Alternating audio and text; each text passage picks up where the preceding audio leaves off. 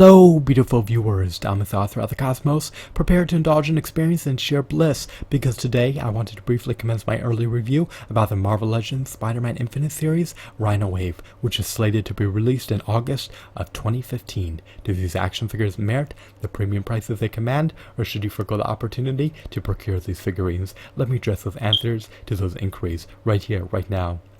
But before I do, let me notify you of the figurines encompassed within this wave. These figurines include the Chameleon, Ghost Rider, Kraven the Hunter, Misty Knight, Scarlet Spider, Superior Venom, White Tiger, and of course, illustrious Build-A-Figure Rhino, that's derived from the Spider-Man universe. Now, off the get-go, these figurines will command a hefty retail price of at least $20 each, which is an issue because the predecessor Marvel Legends action figures produced by Toy Biz were less than half the retail price of the Hasbro Marvel Legends figurines amid their launch. So you have to really meticulously analyze the situation and be prudent and ask yourself, are these figurines worth double the price of the Toy Biz Marvel Legends figurines? I believe that they're not.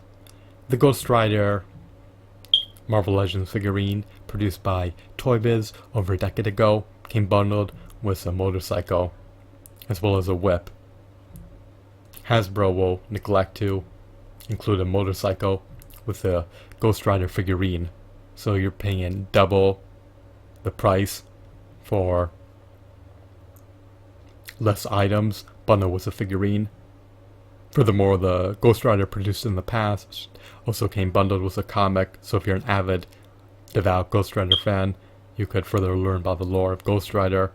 Hasbro neglects to bundle additional items with their figurines that transcend expectations. The Ghost Rider of today, produced by Hasbro, lacks articulation in his finger joints. Why is this problematic, you may ask? Well, it's not as poseable in contrast to the Ghost Rider produced by Toy Biz. So this Ghost Rider seems to be inferior in nearly all facets in contrast to the Ghost Rider produced by Toy Biz. Does the Toy Biz one have better aesthetics? Did it have better shading? Did it have better hues? Did it have better textures? I believe it did, but that's up for interpretation. But for double the price, even if you would deem his aesthetics to be better than the one produced a decade ago, it certainly does not vindicate purchasing the modern Ghost Rider of today, since the prices is more than double of the formerly produced Ghost Rider, which in my opinion was superior. So, in other words, the Ghost Rider is a waste of money. Let's move on to the next figurine. We have Chameleon. I doubt that Toy Biz produced a Chameleon figurine.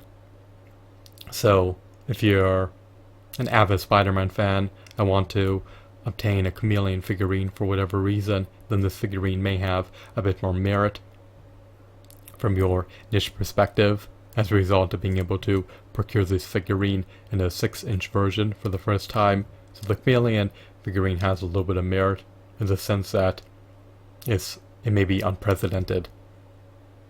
We have a Kraven the Hunter figurine. Once again, similarly to the Ghost Rider figurine, the Kraven the Hunter figurine was produced by Toy Biz over a decade ago. The Kraven the Hunter figurine was a part of the Sinister Six-Pack. It was also sold separately, a part of the Spider-Man series, a Spider-Man action figure line, and for less than half the price of the Hasbro Kraven, you could have procured the Toy Biz Kraven. The Kraven of today does not merit nearly. Bear with me one brief moment.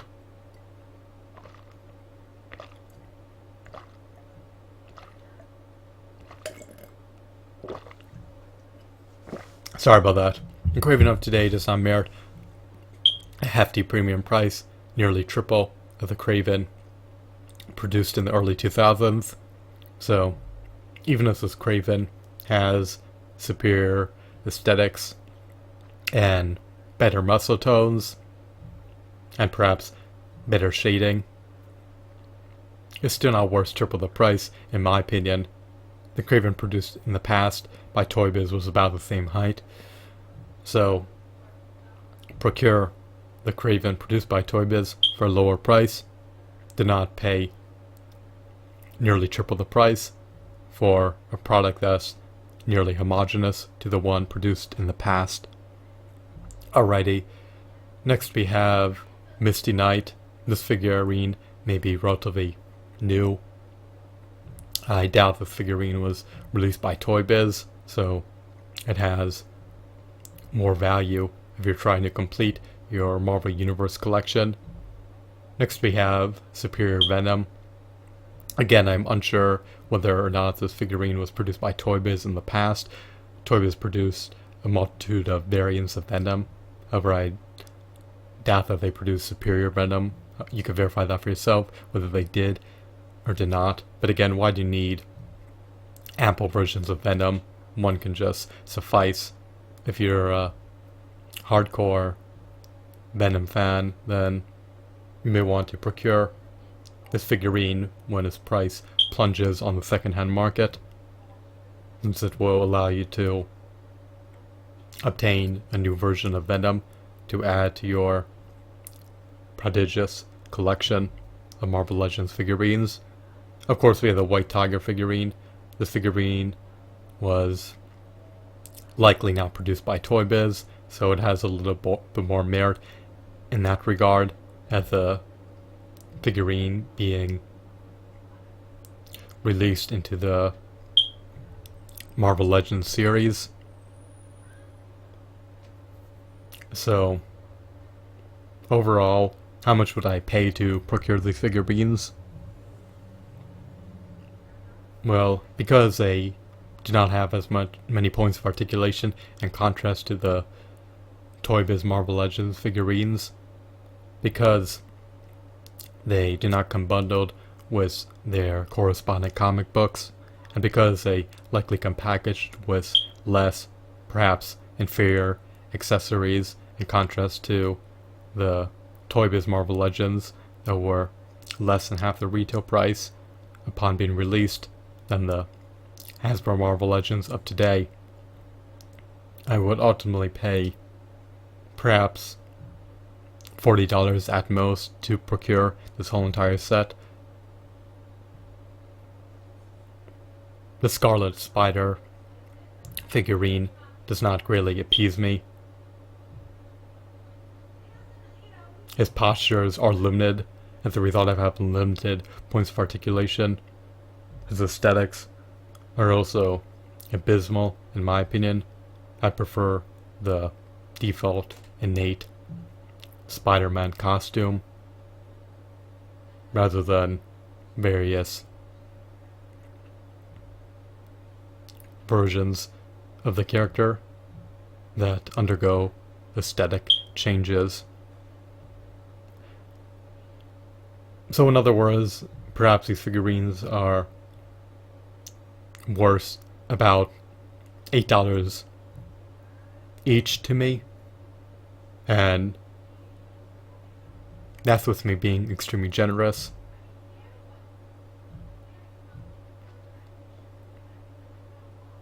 So if you do the math real briefly, 6 times 8, I believe, is 48.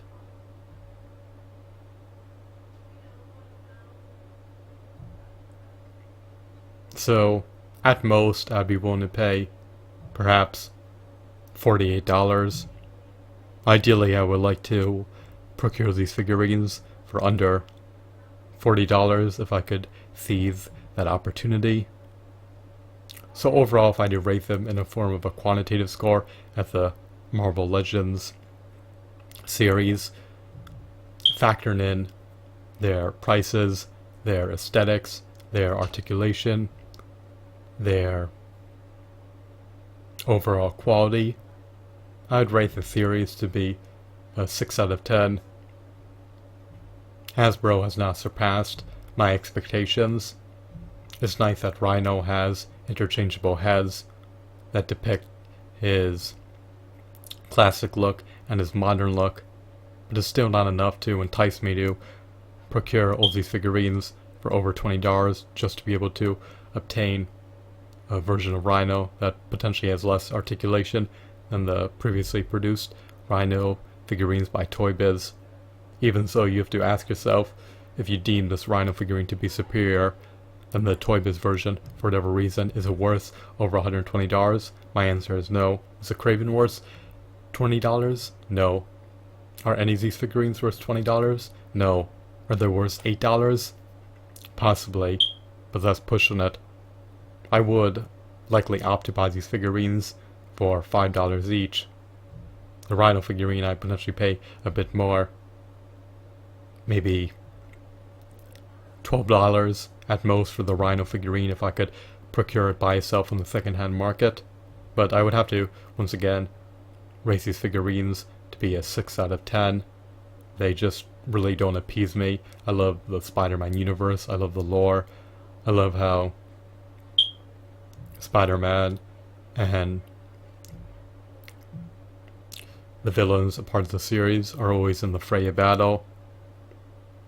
However, just because I love the show, the Spider-Man figurines produced by Toy Biz, does not denote that I like the Hasbro figurines produced by Toy Biz. Does not denote that I like the Hasbro Marvel Legends figurines produced in a part of... I need a good water, I'm dehydrated.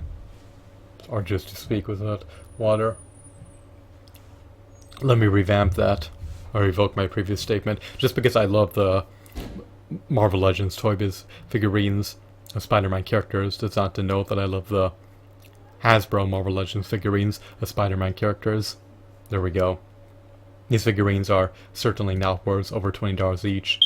Some of them have already been released by Toy Biz, and the ones that are being re-released are inferior in contrast to their predecessor versions produced by Toy Biz that costed less than 1/3 of the price to procure amid being released. So this is a relatively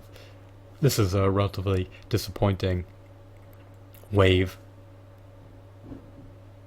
They could have once again packaged these figurines with a Build-A-Figure Savage Frost Giant that would have incentivized me to potentially consider purchasing these figurines. But for over $20, you're not getting much value for your money. You're better off purchasing Marvel Legends produced by Toy Biz and amplifying your Marvel Legends roster by adding those characters to your prodigious collection, or by purchasing DC Universe figurines. So that's everything that I wanted to convey and relay. 6 out of 10, that's my final score. Is a subject to change? Perhaps. Maybe I'll be able to procure these figurines for under $8 each in the future. We will see what transpires. The future is precarious, the future is an enigma, the future is unforeseeable. But as of right now, I'm going to forgo the opportunity to procure any of these figurines until they command the prices that they're worth. And unless the prices for these figurines plunge, I'm going to retain my finite monetary assets and put them towards action figures that are higher quality and that offer you far more value for your money.